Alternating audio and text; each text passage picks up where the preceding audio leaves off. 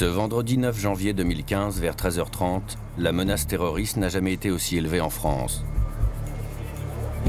Dans ce supermarché cachère, Amédi Koulibaly a pris en otage une vingtaine de personnes.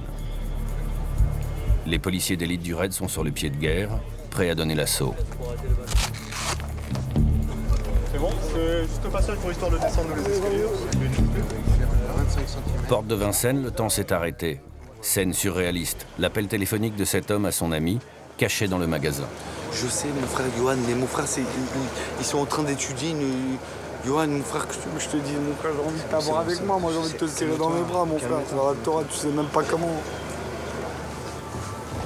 Ok, ils sont 6 avec un bébé. D'accord, un bébé d'1 mois. Ils en peuvent plus, ils meurent de froid parce qu'ils sont dans une chambre de froid. Est-ce que tu as réussi à couper le froid? Ils ont réussi à couper le froid, mais il fait très froid. Il a caché, lui, il a claqué la porte et il a caché la clé dans un boîtier à côté de la chambre froide. 6 plus un bébé dans la chambre froide. Voilà. Moi, si je m'en occupe, monsieur, je vais vous demander de rester là, puis de rester à votre disposition, de sortir là-bas. Sous la tente du PC opérationnel, le patron du raid, Jean-Michel Fauvergue, fait un débrief de la situation. Monsieur le préfet, on est en face d'un individu hyper radicalisé, qui est, à mon avis, déterminé, bâton de dynamite, 2 Kalachnikov. Il semblerait qu'il soit seul. Oui. Mais on n'exclut pas l'hypothèse d'un deuxième, parce qu'on a vu le deuxième.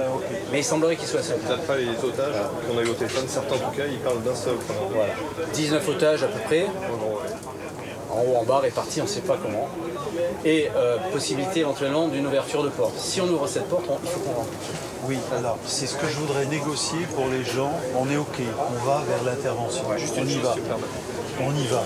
Ce que je voudrais être sûr avant, pour les gens qui sont à l'intérieur. Avant l'assaut, inéluctable, les policiers du raid recueillent un maximum d'informations. Les plans du magasin avec les ouvertures et la structure des murs pour l'utilisation d'explosifs.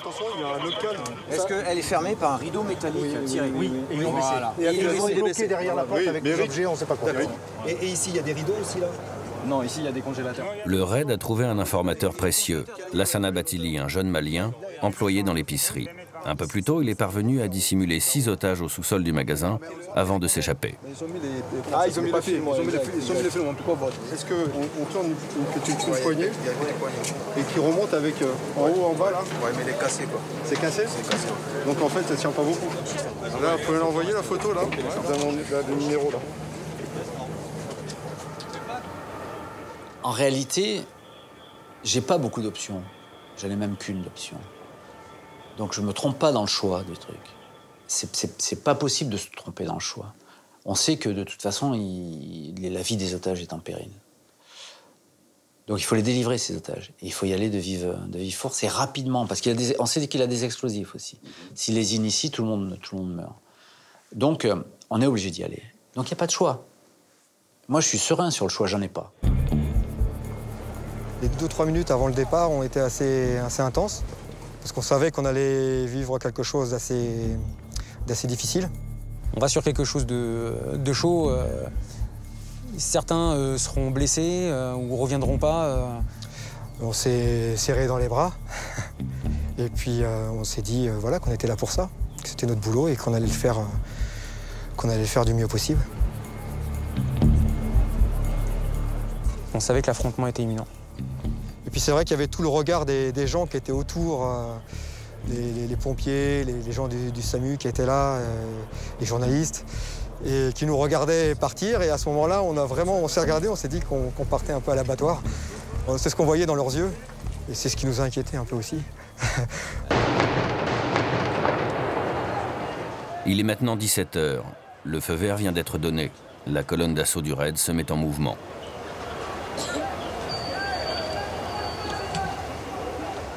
On sent plus le cœur, on sent plus rien.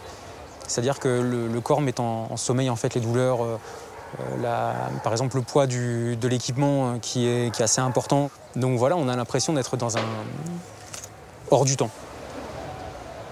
Il n'y a plus de stress ou d'adrénaline, il n'y a plus de peur. Là, on est dans l'intervention et on ne pense plus à rien d'autre qu'à ça, quoi. Ça va très très vite quand on regarde les images. Nous, on a l'impression que ça dure un petit peu plus longtemps. Donc moi, ce que je veux, ce qu'il me faut absolument, c'est que cette porte s'ouvre.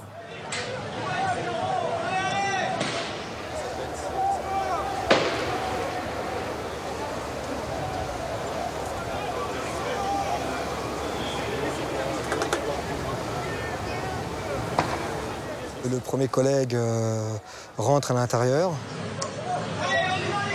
Il rentre sur la gauche, mais les otages sont à gauche. Il y a un cadavre à gauche et il y a des caddies à gauche. S'il va sur la gauche, il va tirer le feu sur lui et par effet rebond sur les otages. Donc très courageusement, il bifurque sur la droite en croisant le feu de ses camarades, certes, il prend un risque. Mais c'est comme ça et c'est un risque calculé. Il attire le feu de Koulibaly qui s'est retourné vers lui dans sa direction. Où il nous tire dessus à la Kalachnikov. À ce moment-là, on riposte. Je ressens une vive douleur au niveau des cuisses, comme un coup de batte de baseball. Donc je recule. Pour moi, c'est fini, je suis touché, je regarde. J'ai une vive douleur, ça me brûle les cuisses, mais je vois qu'il n'y a pas de sang. Et je vois que je suis encore debout. Donc du coup, je reprends de nouveau ma position. Et quand Koulibaly voit que la porte s'ouvre et que la police est là, il charge.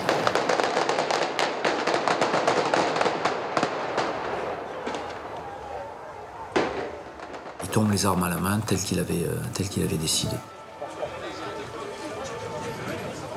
Il connaissait sa fin, quoi. Il avait programmé sa fin.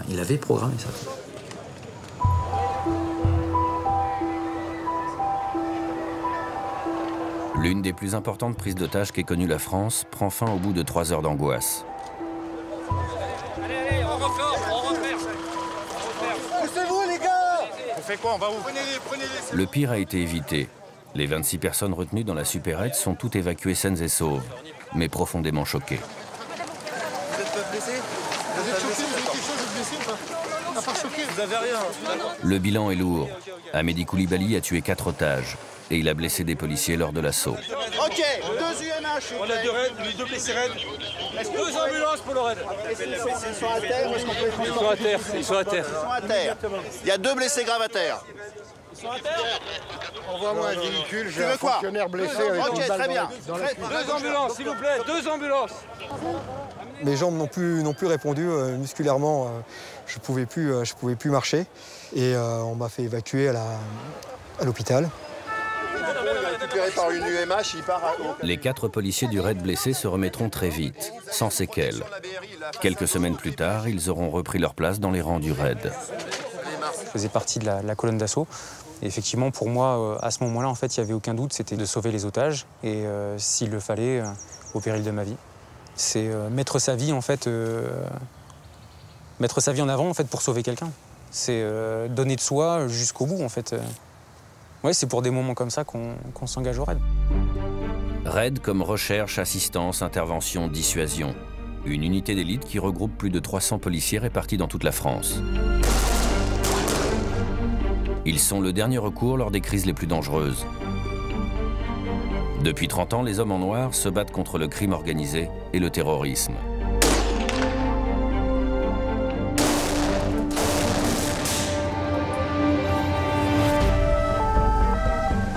Il n'y a pas de petites affaires. Il n'y a pas de petites affaires. Ça peut très mal tourner très vite.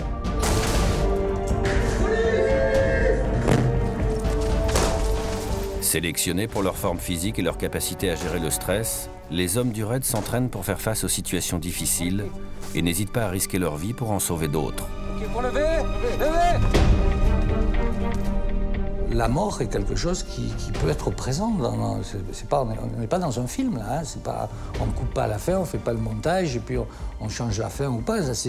On est dans une réalité et cette réalité, elle peut être terrible. Toujours en première ligne, ils sont les témoins des pires drames qui secouent notre société.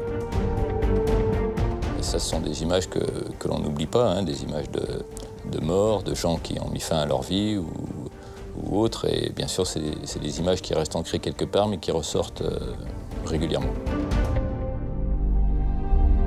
Pour la première fois, ces hommes de l'ombre acceptent de nous livrer 30 ans de secrets.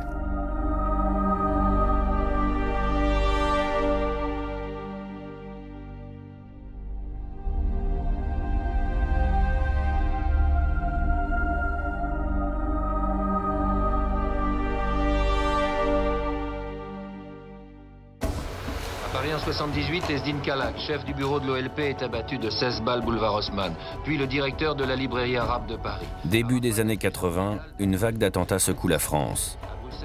À Paris, les explosions sanglantes se multiplient. 13 morts, plus de 300 blessés. Le pays est tétanisé. Les Français découvrent la menace terroriste. En 1985, le ministre de l'Intérieur, Pierre Joxe, confie alors à un homme la tâche de créer un corps d'élite dans la police, ce qu'a déjà la gendarmerie avec le GIGN. Cet homme, c'est Robert Broussard, le super flic de l'anti-gang, celui qui a stoppé Jacques Messrine dans sa course infernale. Une unité faisant à la fois des surveillances, des filatures, des interventions sur l'ensemble du territoire, ça n'existait pas. Joxe me demande de lui proposer un plan d'action. Broussard a imaginé le raid, mais il faut maintenant qu'il lui trouve un chef. Et pour choisir le premier patron du raid, il va souffler à Pierre Joxe le nom d'un vieil ami, le commissaire Mancini. Ange Mancini est entré comme contractuel à la préfecture de police de Paris et a gravi tous les échelons jusqu'au poste de préfet. Spécialiste de la lutte contre le terrorisme et la criminalité organisée, il fait partie des grands flics qui ont marqué l'histoire de la police. J'étais son candidat et puis j'ai passé mon examen avec Pierre Joxe. On a fait ça à la péripatéticienne. On a fait ça en marchant dans le jardin du ministère de l'Intérieur. Et pendant une vingtaine de minutes, je lui ai un peu raconté ce que j'envisageais de faire. Le projet de Broussard et Mancini est ambitieux. Recruter les meilleurs parmi les meilleurs dans la police et réussir à les faire travailler ensemble. Je voulais que ce soit une vitrine de la police nationale. En très peu de temps, ce sont plus de 1200 candidatures qui sont déposées. La sélection s'annonce comme draconienne. Et là, on leur a fait faire des stages de sélection. Et les psychologues vivaient avec nous pendant une semaine pour voir le comportement des uns des autres et comment ça se passait. Moi, j'étais quand même très sceptique parce que quand j'ai appris, par exemple, que l'on demandait, on posait la question dans les vrais ou faux, là, est-ce que vous préférez danser avec votre blessure ou avec votre grand-mère?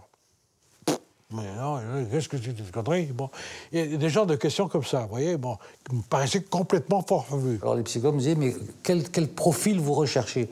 Je disais, non, ça, on ne va pas marcher comme ça. Vous allez me dire quel est le profil des gens, et moi, comme je sais ce que je vais leur demander, je vais choisir les profils qui correspondent. Parce que si vous demandez à quelqu'un de vous définir un profil, ou si vous donnez un profil, pour être quelqu'un du raid, vous ne trouverez jamais personne. C'est pas possible, parce que comment voulez-vous définir le profil de quelqu'un qui sait qu'il doit passer une porte, où derrière, il y a des gens qui l'attendent avec un calibre? Personne va le faire, personne va aller faire ce truc-là. Il y avait très peu de surprises. Le gars qui était pris, c'est qu'il avait déjà une bonne réputation de travail en équipe, de professionnalisme déjà, etc. Et le type, par exemple, le type qui arrive pour passer ses tests en marchant du chewing-gum, il avait peu de chance d'y rester. Pour moi, le test, il était fait, vous voyez ce que je veux dire? Ou alors, ça m'est arrivé une fois, alors lui, il n'a pas fait long feu non plus. Je lui dis, dans telle situation, est-ce que ça vous est arrivé d'avoir des petites gouttes de sueur dans le dos ou quoi que ce soit? On dit, bon, non, trop sûr de lui. Et ça, c'est un type dangereux à ce moment-là. Parce que le type qui dit, je ne sais pas ce que c'est que la peur, soit il est inconscient, soit il est menteur. Dans les deux cas, on n'a pas besoin de lui. D'ailleurs, on disait toujours, nous, il ne nous faut pas des champions, il nous faut des bûcherons canadiens. C'est-à-dire des types bien dans leur tête, bien solides, qui boivent bien leur bière, qui fassent bien leur boulot et qui soient contents de le faire. En quelques semaines, la nouvelle unité de la police est constituée et ses hommes prêts pour le combat.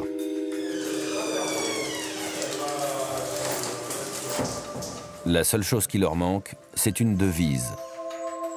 À 2h du matin, ma femme se réveille, elle me secoue, « Servir sans faillir », elle me dit. Et c'est elle qui a trouvé le truc. Servir sans faillir, un serment que les hommes du raid vont mettre à l'épreuve bientôt pour leur baptême du feu.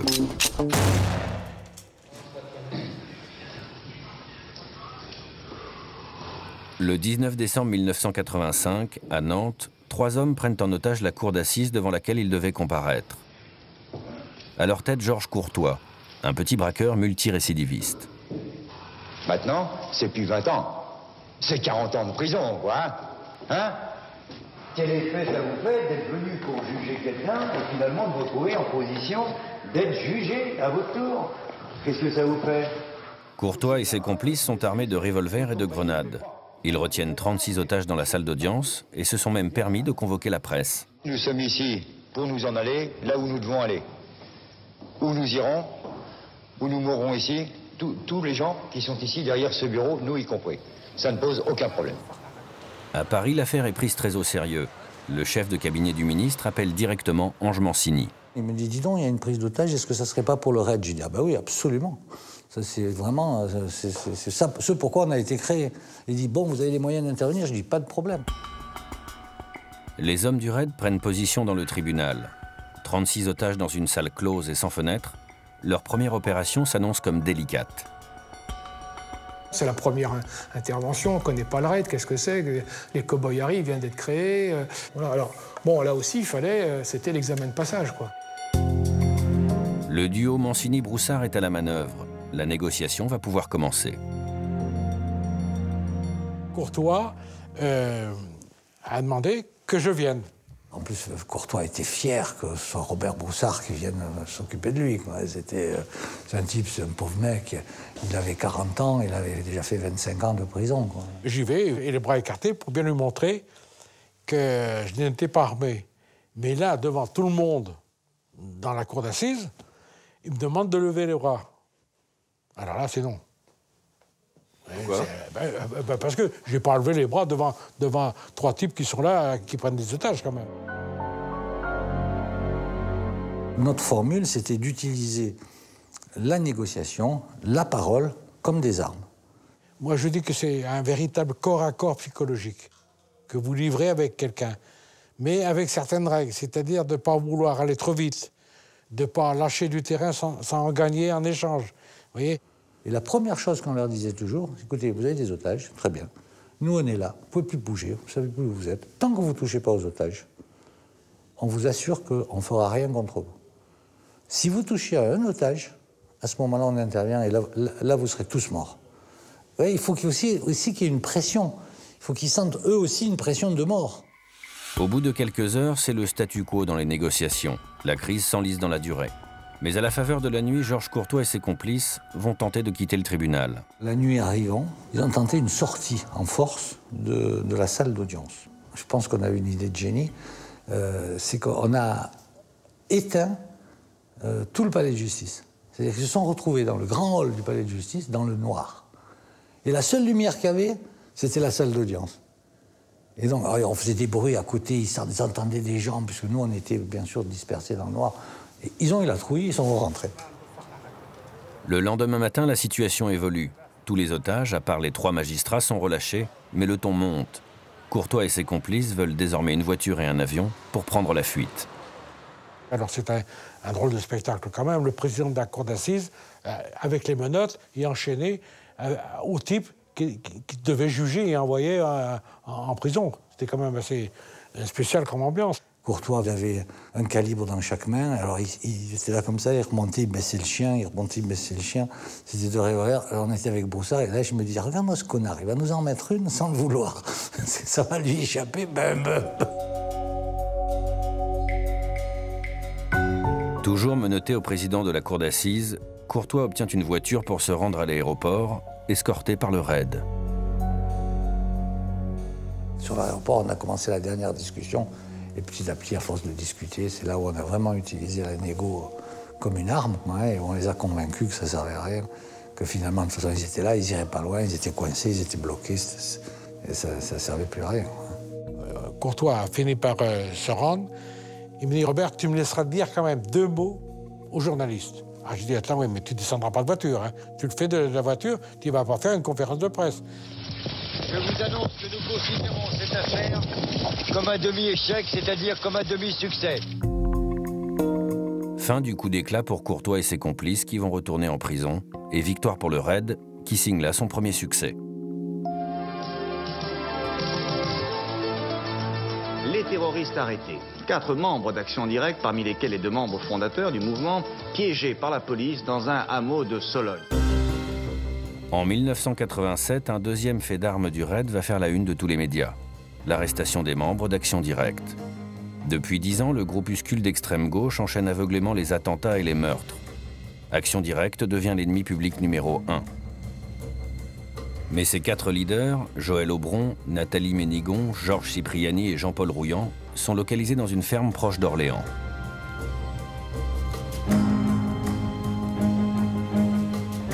On s'est approché, on a vu Ménigon qui venait sortir les poubelles.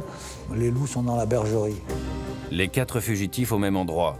Pour le raid, c'est une chance. Il n'y a plus qu'à les cueillir par surprise. Dès qu'on arrive, on fait quand même du bruit, on casse la porte. Rouillant montait un escalier de meunier, là, comme ça, le long du truc, pour aller à la mezzanine. Et il avait un calibre à la main. On aurait pu l'abattre. Et les mecs, ils ont lâché une rafale en bas de l'escalier. C'est du béton. D'ailleurs, il a pris une pierre dans le cul. Et il a jeté le calibre, il a dit « tirez pas, tirez pas ». Et on l'a pas tué.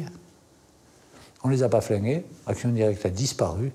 Et puis ça n'a plus rien fait. C'est pour ça, parce que les gens me disaient « Pourquoi vous les avez pas tués ?» Parce que d'abord, on n'est pas des tueurs, parce que c'est pas notre boulot.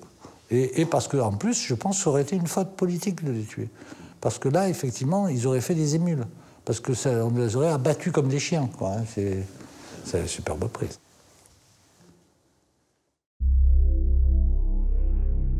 Une belle prise pour le raid, qui enchaîne alors les succès et se forge peu à peu une réputation à l'international.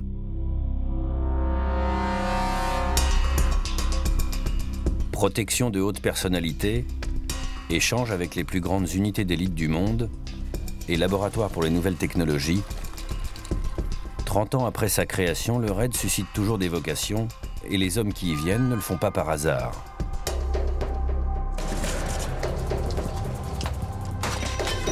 Allez, les gars. Le raid, pour moi, c'était un rêve. C'était l'unité d'élite de la police nationale. Je voyais avec des yeux d'enfant, ça c'est sûr. J'avais envie de venir dans cette unité. Ouais, c'est une fierté.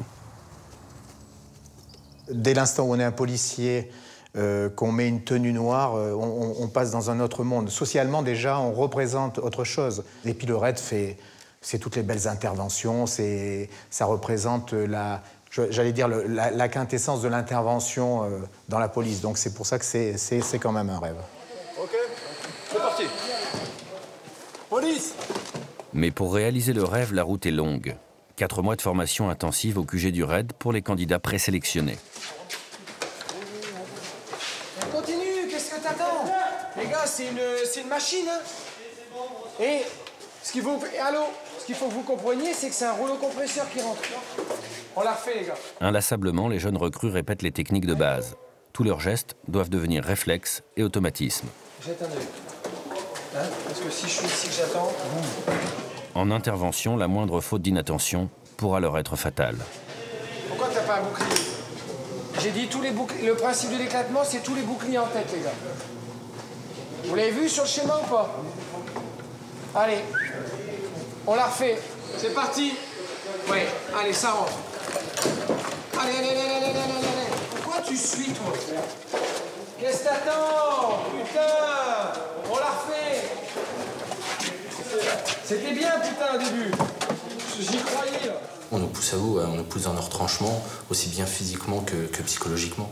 Oui, c'est dur, parce que on se sent aussi observé, on est jugé, on ne sait pas trop si ce qu'on fait, c'est bien ou pas bien, donc bon. On se bat contre soi, en fait. C'est ses propres performances physiques qui sont appréciées. Les opérateurs qui ont été sélectionnés, après une semaine qui a été très dure pour eux, on cherche chez eux des qualités d'adaptation, d'abord, des qualités physiques aussi, mais surtout des qualités d'adaptation parce que le métier va consister à s'adapter tout le temps, tout au long de leur carrière. Ça va consister à s'adapter à des situations qui sont tout le temps différentes, à des lieux qui sont tout le temps différents. Aujourd'hui, les stagiaires simulent l'interpellation d'un dangereux braqueur à son domicile.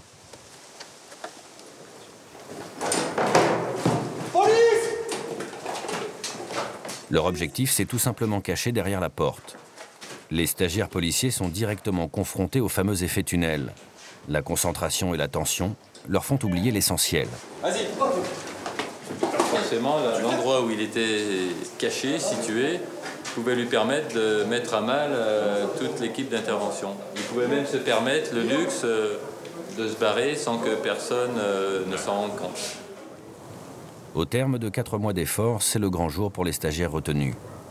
C'est aujourd'hui qu'ils entrent officiellement dans la force d'intervention de la police nationale, la FIPN, autrement dit, le RAID. Après avoir passé et réussi les épreuves de sélection de la FIPN, voilà que s'achève pour vous aujourd'hui la formation initiale. Votre tâche commence maintenant.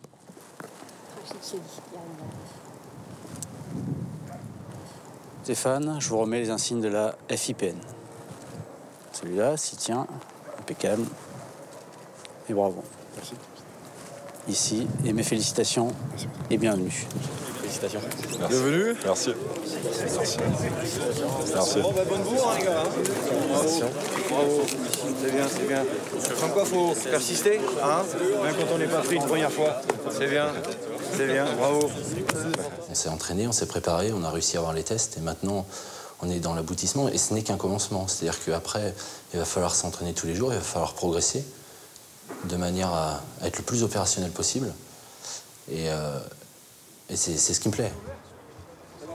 L'une des interventions les plus courantes que ces jeunes recrues feront tout au long de leur carrière au RAID, c'est le forcené retranché. Alors ici, on a quelqu'un qui s'est retranché, radicalisé, qui menace de faire exploser le bâtiment. Il est 20h30. Nous sommes dans la banlieue de Rennes. Un forcené s'est barricadé chez lui depuis plus d'1 heure. Les motifs de sa crise ne sont pas clairs. L'homme affirme qu'il va faire exploser plusieurs bouteilles de gaz. Cassez-vous d'ici, bande de chiens! Ça serait bien qu'on se mette dans le noir, nous aussi. Tu veux couper tous les mains? Il y a l'électricité, découpée, les gars. Tape à la porte. C'est la police, monsieur! Est-ce que vous pouvez m'ouvrir la porte? Ta gueule, ta psychologie de merde, ça marche pas! Rentre là et je t'attends! Bonjour, monsieur! J'ai pas envie de discuter avec vous. Moi, j'attends que vous forcez cette porte et j'allume là. C'est du gaz, connard, c'est pas de la lumière! Okay? Écoutez, monsieur! Hé! Fermez votre gueule, rentrez chez vous! Pika, ça va être compliqué. Ouais, je vois. Essaye de passer un tour dessus, là. Ouais. Et puis après, c'est nous qui passons. Allez la bouteille, faites-la, rentre, faites-la! Allez, rentre! Si vous voulez pas sortir, nous, on va rentrer. On va venir vous chercher. Fuck off! Shut up! Tu crois me jouer avec moi? Je suis moi maintenant pour ton connard! Il fallait pas dire maintenant! Vous avez choisi la guerre contre un seul homme! Putain! Il y a la négociation, à mon avis, elle est pas possible. Il est complètement bloqué, fermé. Donc là, on va passer la main à la phase tactique.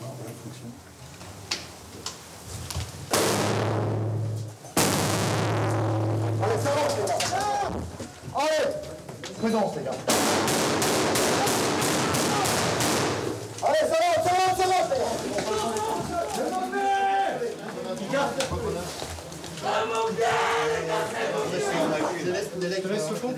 En quelques secondes, l'homme est maîtrisé, son appartement intégralement fouillé. Aucun dispositif de mise à feu pour des bouteilles de gaz n'est trouvé. Tout était du bluff. Bouleversé par une rupture amoureuse, cet homme a basculé dans une crise de folie. Le forcené retranché, c'est quelqu'un qui ne met pas en péril la vie d'autrui, sauf que il entraîne des conséquences qui peuvent être parfois graves pour l'ordre public. S'il a décidé d'ouvrir le gaz et de faire sauter l'immeuble en même temps qu'il souhaite mourir, c'est pour nous un vrai souci. Pour les hommes du RAID, c'est la fin de l'histoire. Un forcené de plus maîtrisé sans encombre. Pour cet homme, l'acte désespéré va coûter 2 ans de prison.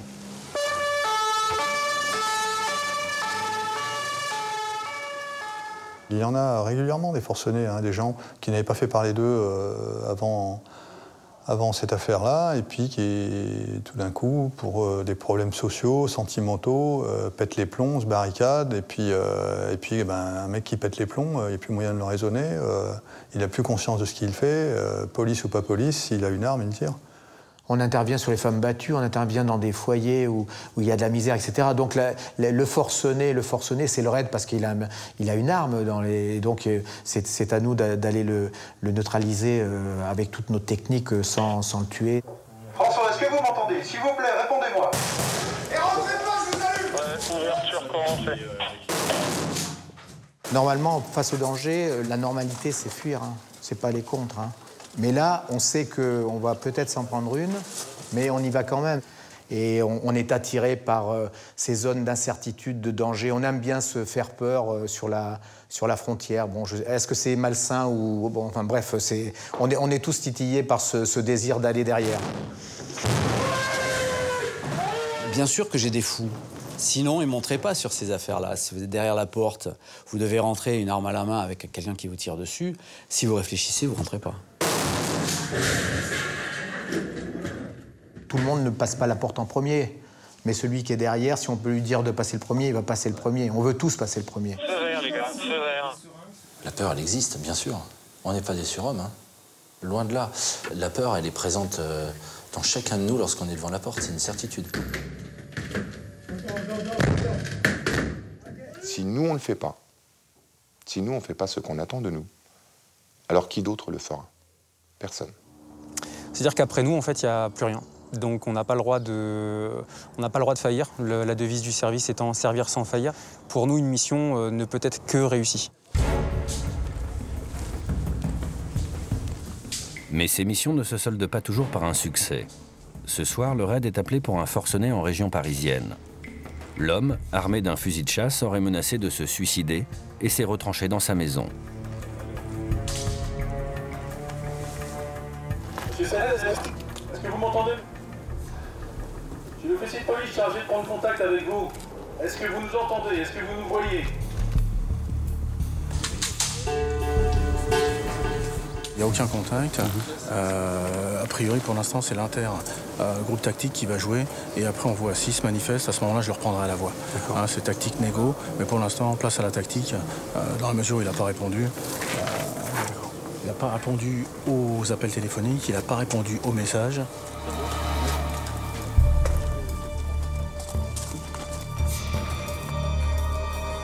Aucun contact.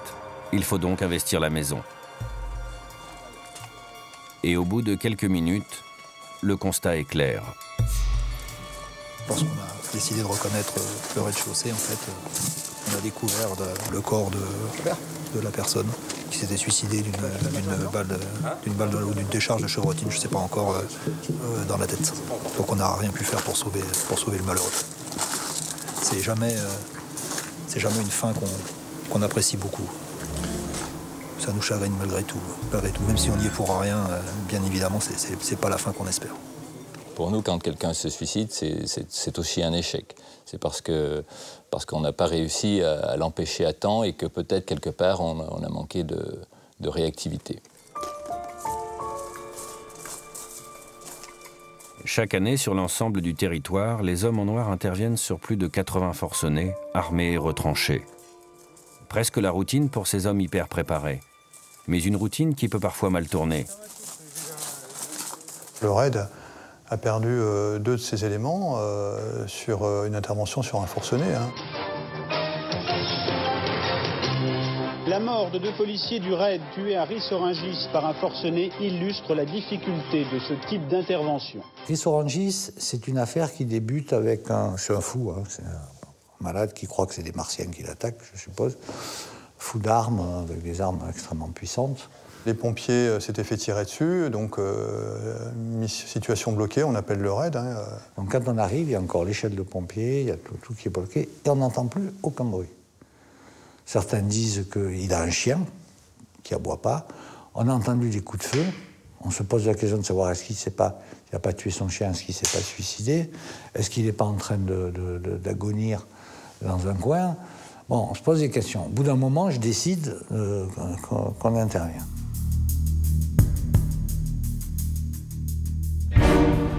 Le principe est simple. Une première équipe entre en défonçant la porte à l'explosif et une autre passe par la fenêtre pour prendre le forcené en tenaille. Mais un détail grippe la belle mécanique. Le blindage de la porte résiste à l'explosion. La tenaille ne fonctionne pas. Du coup, l'équipe entrée par la fenêtre tombe directement sous le feu du fou furieux. Parmi eux, Fernand Setter et Christian Caron, surnommé Kiki, l'un des meilleurs éléments du raid. Et là, il se passe un truc extraordinaire. Kiki se trouve en face de lui tire 2 balles qui sont de chaque côté du cœur, hein, et lui riposte avec son arme. La balle du mec vient taper le barillet de Kiki, arrache une partie du barillet et arrache tout un côté de Kiki. Vous faites ça dans un film, personne ne vous croit. Personne ne vous croit. Le type continue à tirer, il tue le deuxième Setter qui traverse le gilet pare-balles et il met une balle à Zouzi dans une cuisse. Donc en fait, c'était comme au Vietnam. Hein. Les mecs étaient à la fenêtre et il y avait un couloir au fond par où il apparaissait. Et là, il saturait, il tirait. Et nous, par terre, à quatre pattes, on allait chercher les mecs. On sortait Kiki, Setter, Fernand Setter et Azouzi. Une fois qu'ils sont sortis, on est parti pour le prendre. On a mis, depuis le moment où on a commencé à rentrer, 53 minutes pour l'arrêter. On l'a grenadé avec des grenades offensives. On y a mis des gaz. On a tout fait. Il a fallu le maîtriser à coups de barre de fer. Il était dans une crise de démence incroyable. Il est toujours vivant. Hein. C'est ce qu'on appelle un forcené de combat. Les forcenés de combat, c'est souvent peut-être des anciens flics ou des anciens militaires ou des gens qui auraient aimé être flics ou militaires et là qui se retranchent et qui veulent en découdre avec la police. Ça, c'est le plus dur. C'est le plus dur. Ce jour est à marquer d'une pierre noire dans l'histoire du raid. C'est la première fois que 2 de ces éléments perdent la vie en service commandé. Lors d'une conférence de presse, le commissaire Mancini rend un dernier hommage à ces hommes. C'est un vieux compagnon, c'est un ami. Il y avait également un jeune fonctionnaire de valeur qui avait été recruté récemment. Setter Fernand, qui avait été affecté en milieu de l'année dernière dans le service et qui était un élément remarquable. C'était un drame pour le raid, parce que c'était des figures qui étaient bien ancrées dans la genre... Non mais c'est mon pote, Caron. Christian Caron et Fernand Setter sont morts lors de cet assaut de Rissorangis. 7 ans plus tard, c'est René Canto qui tombera lors d'une fusillade en Corse. Le raid a perdu 3 policiers en 30 ans d'existence. Ça donne une dimension humaine à ce type de service qu'on voit un peu comme des mécaniques froides, rien que des pros, des machins, des trucs, sans émotion, sans rien. Non, pas du tout. 26 ans après son premier drame, le raid pleure toujours ses morts et son fondateur se rappelle d'un détail troublant, une ironie du destin. Je me souviens, quelques jours auparavant, et ça c'est extraordinaire, Kiki me dit je vais vous annoncer quelque chose qui va pas vous faire plaisir. C'est-à-dire, il me dit ben voilà, je vais demander à quitter le raid. C'était 8 jours avant, à peine 8 jours. Hein. Et j'ai dit pourquoi, qu'est-ce qui t'arrive, Kiki? On me dit ben je sais pas, c'est indéfinissable, j'ai jamais eu de crainte particulière, mais là je sais pas, je sens plus, je me sens pas à l'aise, je me sens pas. C'est personnel, c'est pas professionnel, etc. Puis 2-3 jours après, là, il est abattu. Il le sentait. Il y a eu pour moi, et pour beaucoup d'autres camarades, avant Rissorangis et après Rissorangis. Avant, j'avais l'impression qu'on était invulnérable, qu'on ne risquait rien, on arrivait, on rentrait, on interpellait les gens, on les menottait, et ça s'arrêtait comme ça.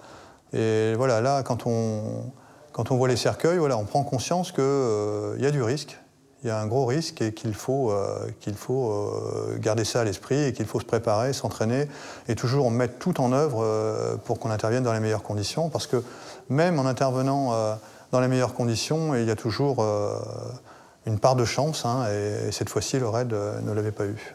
Moi, c'est cette affaire-là qui m'a décidé à creuser un peu plus la question des négociations. Jean-Marc Martial a commencé son... Michel Marie a mis en place la cellule négociation dans les années 90. Il s'est battu pour que le raid l'intègre dans toutes ses opérations. Aujourd'hui, le raid n'intervient jamais sans ses négociateurs. En 30 ans d'intervention, les hommes en noir ont compris que la parole pouvait aussi sauver des vies. Suivez le bouclard, suivez le bouclard. Vous m'entendez? On est inquiet pour vous. Dites-moi ce qui vous fait peur. Vous avez entendu du bruit, vous avez vu des choses bouger, c'est normal. On est juste là pour vous aider. C'est changer l'état d'esprit qui était le plus dur. Pourquoi? Parce que vous prenez n'importe quel groupe d'intervention dans le monde, vous avez des hommes qui sont prêts à l'action et qui sont là pour l'action. Ils ont été programmés pour se battre. Et ils aiment ça. Donc, ces gens-là, dès lors que vous leur parlez de négociation, vous leur enlevez la possibilité d'intervenir. C'est dur de leur faire comprendre que peut-être c'est mieux de négocier pour éviter d'aller à l'enterrement des collègues ou simplement qu'il y ait de la casse. Et cette idée, elle est passée. Mais elle est passée lentement. Vous m'entendez? C'est Stéphane de la police. Est-ce que vous m'entendez? Répondez-moi au moins, si vous m'entendez. Expliquez-moi ce qui vous fait peur. Pourquoi? Il faut savoir écouter. Il faut savoir écouter la personne en crise. Il faut savoir écouter les besoins de cette personne. C'est des gens qui sont en souffrance. Donc il faut savoir les écouter. Il faut essayer d'être le plus empathique possible. Ça, c'est le mot, l'empathie. C'est pas de la sympathie. C'est essayer de se caler, de se mettre dans les pas de la personne en crise et faire tout pour que cette personne-là prenne la décision de sortir, mais qu'elle le fasse d'elle-même. Est-ce que vous pouvez m'expliquer pourquoi vous avez mis de l'eau partout dans l'appartement? Vous m'entendez là? Si vous ne me répondez pas, on va être obligé de vous... On essaye quand même d'écouter la personne, de se mettre à sa place. Ça peut durer longtemps. C'est très fatigant, c'est impactant, et c'est pour ça qu'on est plusieurs. En général, on dit il y a le négociateur 1, le N1, c'est la voix, mais en général, il y a sa doublure qui est en face, qui lui indique un petit peu ce qui pourrait être dit aussi. Et on est aussi assisté, la plupart du temps, alors ça c'est une chance, d'une psychologue qui fait partie intégrante du groupe négociation du RAID. Elle peut aussi nous donner des renseignements sur la dangerosité. Et ça, c'est très important pour nous et pour les collègues intervenants. Il y a beaucoup de bruit et beaucoup de mouvement, mais c'est normal. On est là pour voir si tout va bien pour vous. Aucune réponse du forcené. Au bout de quelques minutes, le chef du dispositif décide d'intervenir. Eh les gars, sans réponse, hein, on passe à l'ouverture de la porte. Ouais, vas-y, comme tu veux, autrement vous pouvez gazer dans un premier temps. Hein. Les choses ont évolué et je suis content parce que je crois qu'aujourd'hui, la négociation, c'est vraiment parfaitement intégrée au sein de la structure et qu'elle est acceptée de tous et qu'on ne pourrait même pas imaginer aujourd'hui qu'il n'y ait pas une cellule de négociation. Ouverture de la porte. Allez les gars. On va gazer, donc restez pas trop à proximité quand vous pouvez.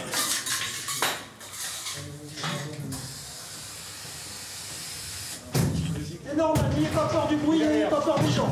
Il est derrière la porte. Voilà. Laissez-vous faire, plus vous allez être tranquille, mieux ça va se passer. Laissez-vous faire. Laissez-vous faire par mes collègues.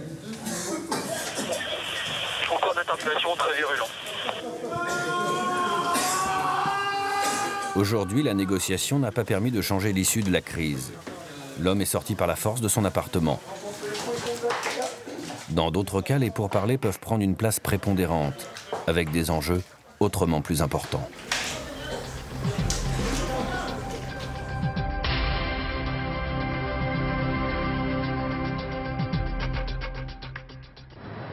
Sur les toits, les tireurs d'élite sont en alerte depuis bientôt 2 jours. Il se fait appeler Human Bomb, il a piégé la salle de classe avec des explosifs. Les négociations piétinent. Il est tout de noir vêtu, il a une cagoule, donc il n'est pas possible de déceler, de prédire quelque chose, puisqu'on ne le voit pas, on voit que les yeux. On se rend compte qu'on a affaire à quelqu'un qui est certainement très intelligent, parce qu'il a visiblement tout prévu, y compris qu'on allait lui poser des questions, parce que dès le départ, il a préparé des feuillets, et il dit, en tout premier, ceci est une prise d'otage, la vie des enfants passera par ma mort en morceaux ou en entier. Donc ça nous met tout de suite dans l'ambiance. Une ambiance très tendue, d'autant qu'une semaine auparavant, Human Bomb avait prouvé qu'il ne bluffait pas. Dans un parking de Neuilly, il avait fait exploser une bombe qui était tout à fait crédible et on avait estimé la charge à plus d'un kilo, donc on savait qu'il y avait une crédibilité. C'était quelqu'un qui avait été pendant 10 ans militaire et spécialiste des armes et des munitions pour l'armée, donc il savait tout à fait mettre en œuvre des armes et des explosifs, donc il y avait une grosse crédibilité. Le principal problème que Human Bomb pose au RAID réside dans la nature même de son dispositif. Un système imparable composé de 3,6 kg de dynamite. Ce qu'on a vu tout de suite, c'est qu'il était en train de disposer son tableau de commande des explosifs, donc un panneau en carton avec des interrupteurs et tout. Et des pauvres interrupteurs tout pourris, protégés par des demi-ronds de papier en carton qui servent à enrober le papier toilette. Ça fait bricolage, mais ça a l'air aussi ça peut marcher, quoi. Hein. Et il tenait dans sa main donc ce contacteur à relâchement, qui était allumé, donc pour montrer qu'il le tenait. Et donc là, c'était difficile, on ne peut rien faire, quoi. S'il relâchait la pression, ça déclenchait l'explosion. Et là, donc, effectivement, on voyait les fils qui allaient sur les deux portes d'accès, et puis sur un sac qu'il avait sur lui. Bon. Et c'est ça le problème. Depuis le départ, c'est ça le problème. Parce que si on était sûr qu'il avait un système avec une seule option, donc je veux dire, j'appuie, ça saute, on aurait certainement donné l'assaut beaucoup plus tôt. Mais là, on ne pouvait pas courir le risque qu'il soit en position, entre guillemets, homme-mort, et que la bombe se déclenche au relâchement, quoi. Ce qui nous laisse penser, si vous voulez, que c'est quelqu'un qui, au premier degré... À l'époque, Michel Marie, en plus de sa mission de négociateur, est chargé de discuter avec les parents et de tenter de les rassurer. Le peu d'éléments qu'on peut avoir, si on peut dire qu'on a affaire à un malade mental, je ne pense pas. Je pense qu'on a affaire à quelqu'un qui peut être un petit peu déséquilibré, mais c'est pas, si vous voulez, le fou complètement disjoncté qui est capable de faire n'importe quoi. Je l'ai rencontré 3 fois, il était très calme. Les ruses habituelles ou les moyens d'accroche des négociateurs ne marchaient pas, il n'y avait pas de prise sur lui. Donc là, on a commencé à avoir effectivement un petit peu de soucis parce qu'on s'est dit nos moyens traditionnels ne marcheront pas. Les tireurs d'élite ne pouvaient pas être déployés parce qu'il avait fait occulter toutes les fenêtres de l'école. Ah ben, on était absolument dans une impasse. La prise d'otage dure maintenant depuis 3 jours. La couverture médiatique prend une ampleur sans précédent et les politiques s'invitent dans la partie. Nicolas Sarkozy, alors maire de Neuilly et ministre du Budget, s'improvise négociateur. Quelques enfants ont déjà été relâchés. À l'entrée de la classe, l'homme politique fait tout son possible pour en arracher encore d'autres aux preneurs d'otages. Donnez-la moi. Il vous en reste 13 des enfants. Donnez-la moi. Donnez-la moi cette petite gosse. Allez, je sais que vous êtes quelqu'un de bien. On peut être amis, bon sang. On peut avoir confiance l'un en l'autre. Pourquoi non? Qu'est-ce que je vous ai fait, moi? J'essaie de vous sortir de la panade. Il mettait une telle pression sur le preneur d'otage, il lui prenait tellement la tête par des paroles, par des actions, que moi je crois que pour se débarrasser de lui, le preneur d'otage a cédé et a donné des enfants au compte-gouttes. Allez, je reviens.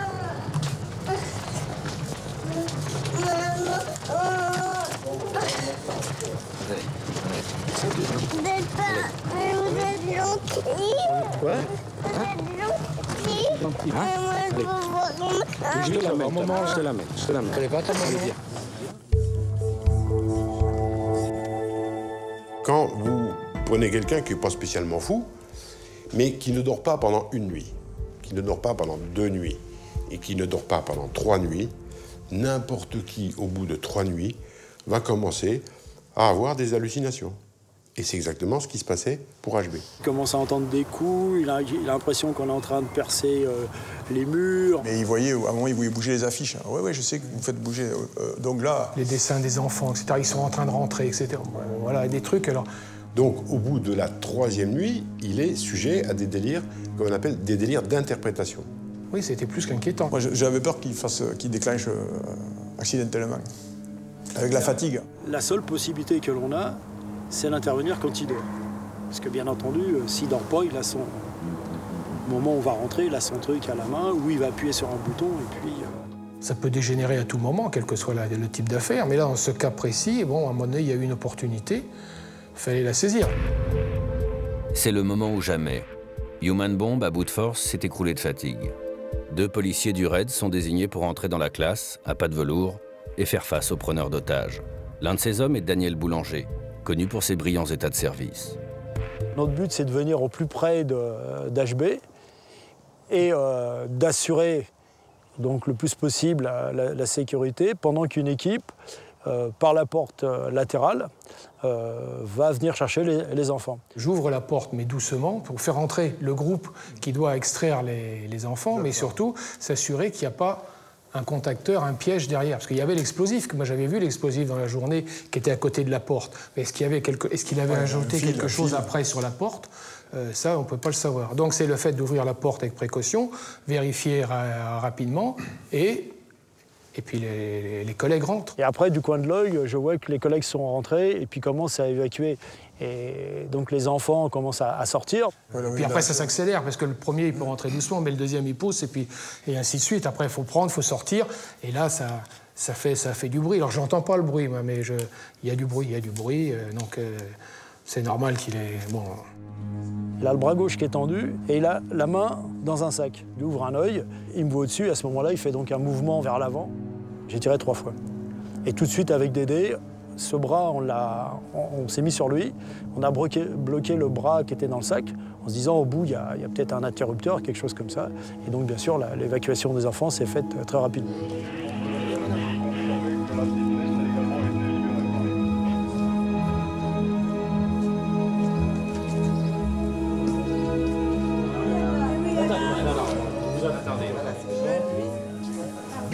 L'opération était dure pour les parents. Comment ces pauvres parents ont pu nous faire confiance? Nous, on était à fond, on savait qu'on allait tout donner, on était entraînés, on était équipés, on savait qu'on allait donner le meilleur de nous-mêmes, on était prêts même à substituer nos vies pour celles des enfants. Mais les parents, ils ne le savaient pas, ça. Et ça, comment ils ont pu nous faire confiance à ce point-là pendant les 3 jours et réussir à vivre ça? Même plus de 22 ans après, je me demande encore comment c'est possible. Fin de la crise. La France a retenu son souffle pendant plus de 3 jours. Pour la première fois, une prise d'otage a eu lieu dans une école. Charles Pasqua, alors ministre de l'Intérieur, ne cache pas sa satisfaction. Ah oui, très satisfait, les enfants sont saufs et le forcené est mort. Un succès de plus pour le RAID qui a marqué tous les esprits. Et à l'époque, il a même suscité des vocations. Bon, moi, j'ai découvert le RAID avec l'affaire de Neuilly en tant que spectateur. Et c'est ce qui m'a donné envie d'intégrer cette unité, le goût pour l'intervention, l'esprit de groupe. Et bah, c'est vrai que quand on voit la charge de travail pour intégrer ce service, par, je dirais, modestie, on pense qu'on n'est pas forcément apte à intégrer un tel groupe. Pour les jeunes policiers, intégrer le RAID n'est pas facile. Et pour s'y maintenir et rester opérationnel, rien ne leur est épargné.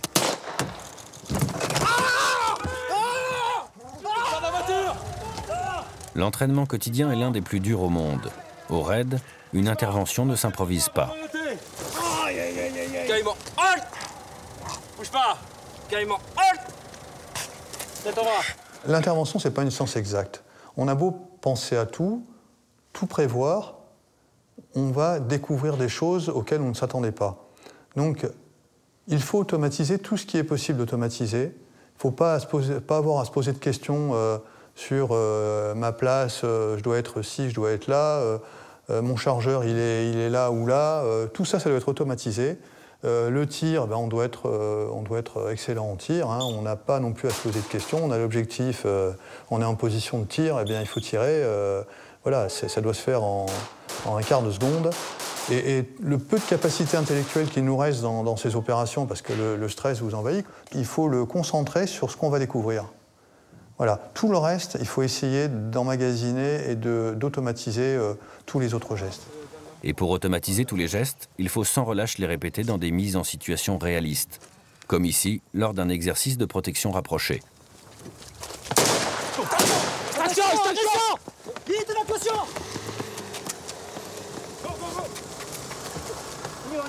C'est bon, démarre! Lorsqu'ils ne sont pas en opération, les hommes du RAID consacrent donc tout leur temps à peaufiner leurs réflexes et leur dextérité dans tous les domaines.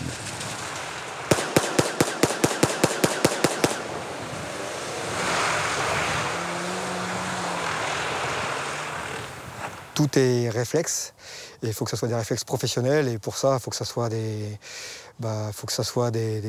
résultat d'un entraînement assez intense pour avoir ces bons réflexes. Donc non, ouais, c'est primordial. Je pense que c'est cet entraînement-là qui nous sauve la vie, en fait.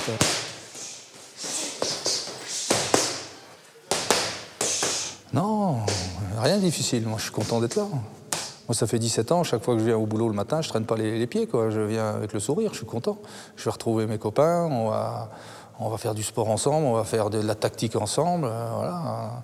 C'est du plaisir. C'est du plaisir, du pur bonheur. C'est une chance, ça, hein? Ben, c'est vrai que c'est une chance. C'est vrai que c'est une chance. Donc il va falloir vraiment ferrailler 2 à 3 fois plus.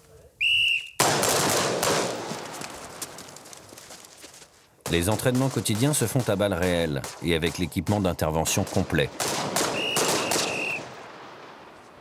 On travaille en fait avec tout le matériel, le gilet lourd plus l'armement, donc le poids de l'arme et des munitions. On est raisonnablement aux alentours de 25, même parfois 30 kilos. C'est pour ça que les gars s'entraînent beaucoup physiquement, parce qu'il faut pouvoir bouger. Les entraînements sont au plus proche de la réalité, de façon à mettre en condition.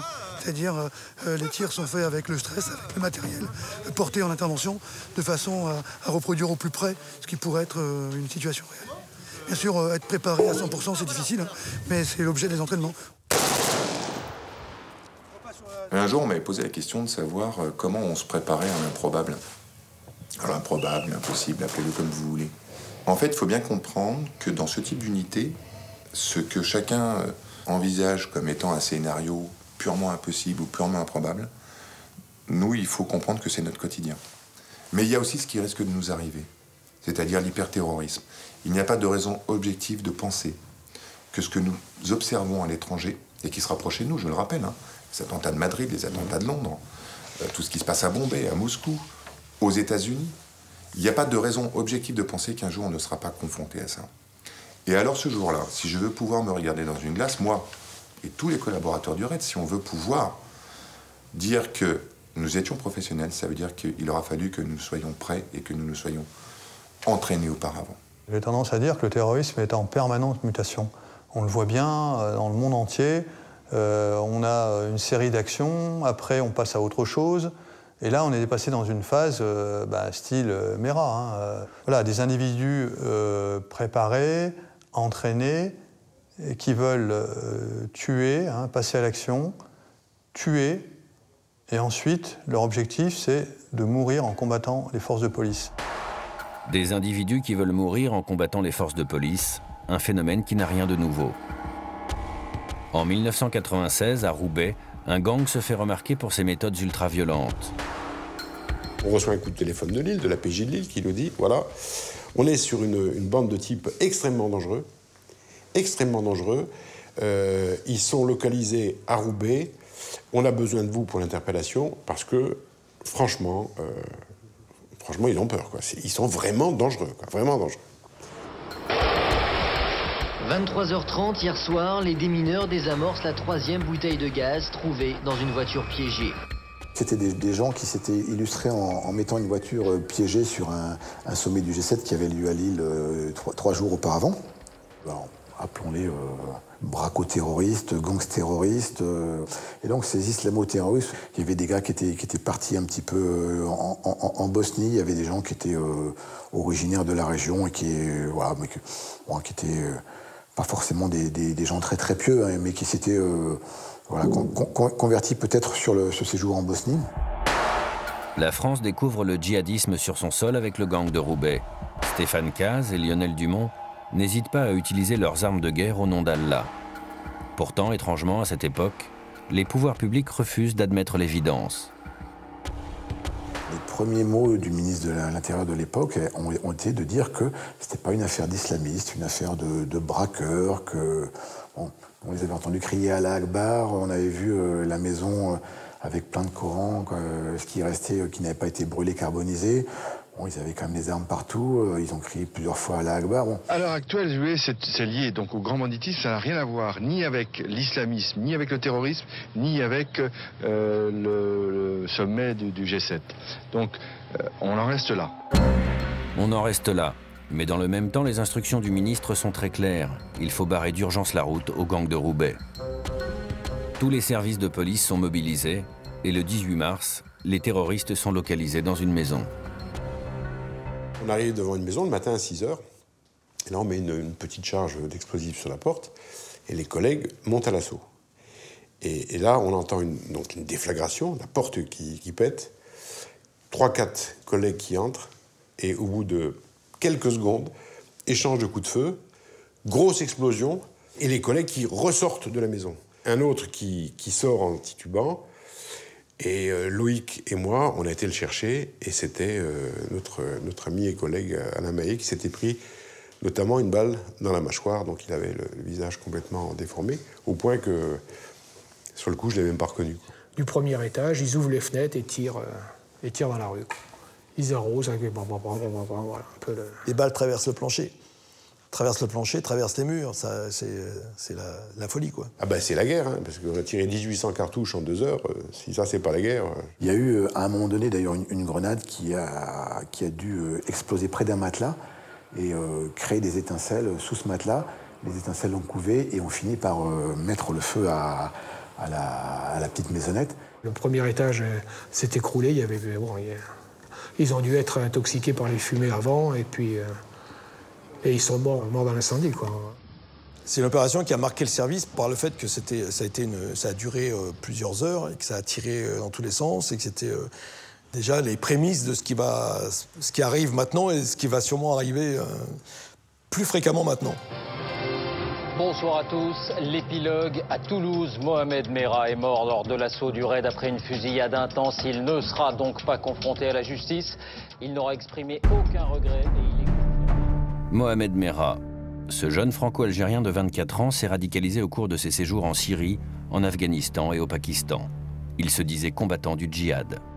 Comme la plupart de ces combattants-là ont assisté à minima, je dis à minima parce que quelquefois ils ont participé à des atrocités, des égorgements, des décapitations, des enterrements vivants, des crucifixions, des viols, enfin tout cet ensemble-là.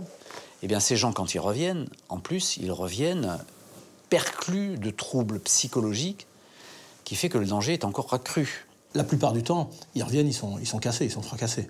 Ils ne s'attendaient pas du tout à ça et tout ça. Mais ceux qui vont revenir, qui ont tué là-bas, qui ont égorgé, ceux-là vont avoir le goût du sang.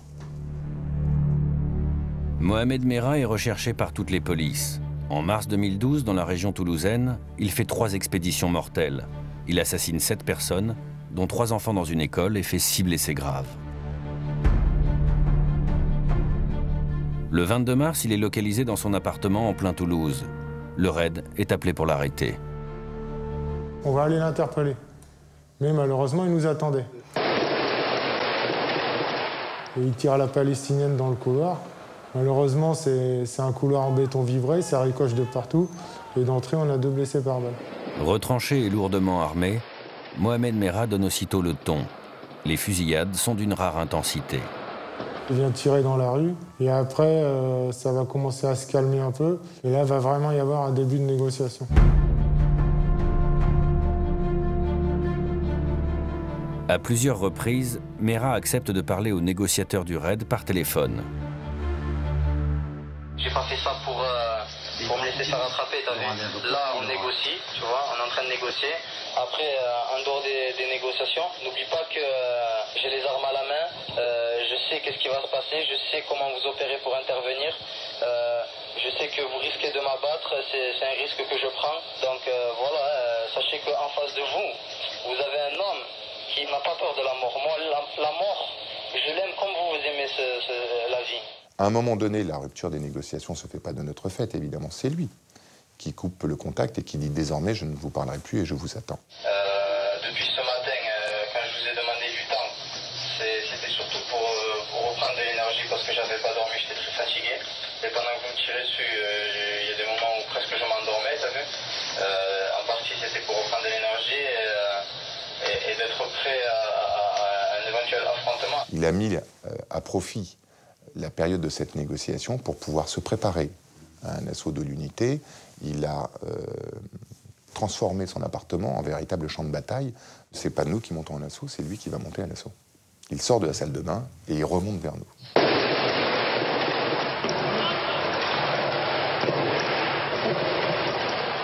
Il tire avec 2 pistolets. Il a quand même une adresse avec les armes qui est assez impressionnante. Il éjecte les chargeurs pour en remettre, pour ne jamais se retrouver à vide. Ça s'apprend, ça se travaille. Quand il vise, il touche. Il est à droite, il vise bien. Je suis positionné sur le balcon derrière un de mes collègues. On voit les flammes qui sortent du canon. À un moment donné, on l'a à 1 mètre, 1,50 m de nous. On voit dans ses yeux qu'il va aller au bout. C'est une certitude. Je reçois une balle au niveau du casque. Ça m'éjecte complètement du balcon. Je fais un soleil par-dessus le balcon. Ça me fait perdre connaissance. J'ai l'impression qu'on me transporte, qu'on me porte. J'entends plus rien.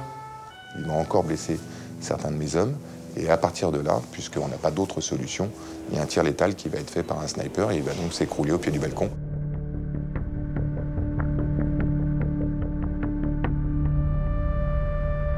Les enseignements qu'on va tirer de cette opération, c'est qu'en fait, il n'y a pas de négociation possible, il n'y en a plus.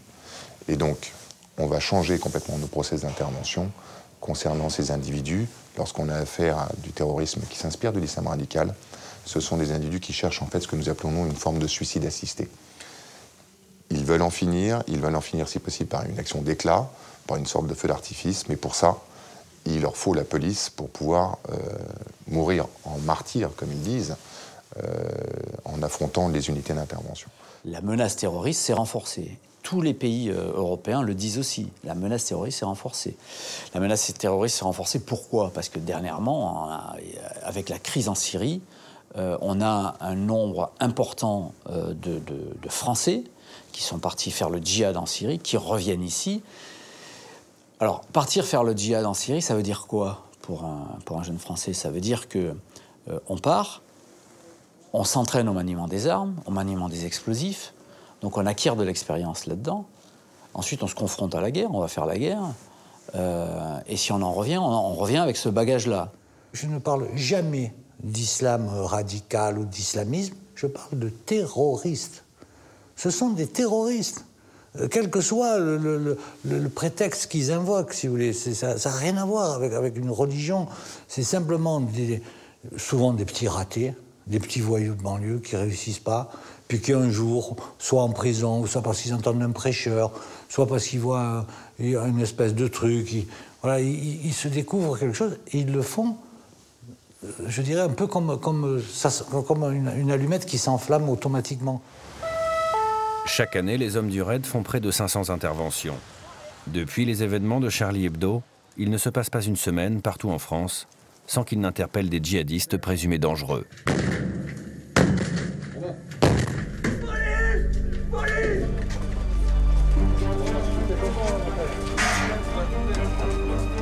L'opération de Vincennes aura été marquante pour tous les hommes en noir. Mais 30 ans après sa création, le RAID fait face aujourd'hui à une nouvelle donne.